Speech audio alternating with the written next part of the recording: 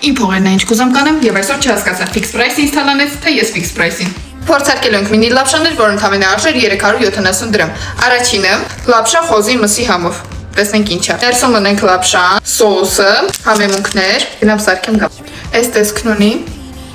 Իսկ ինչ եթե ես ասեմ, որ խոզի լապշայից գալիս է շանհոտ։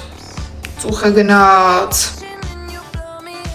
Շատ վատնա, դուրս չեկավ, կգնահատեմ 10-ից 3։ Հաջորդը սև սխտորի համով։ Բացենք։ Նորից լապշան, սոուսը, որը ավելի շատ է ուրիշ գույն, մեմունքները, որը նույնպես տարբեր են, արդեն ինչ-որ սերմեր են։ Չեք պատկերացնի ինչքան շատ եմ հավանել պատարակարը։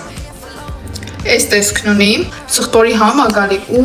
ահա որ արտահայտված է, ինձ թվում է լապշան ուտելուց հետո չարժի դուրս գալ։ Այս համով է, եթե դուք սխտոր սիրում եք։ Եվ վերջինը, որ ծովամթերքի համով է։ Բացենք։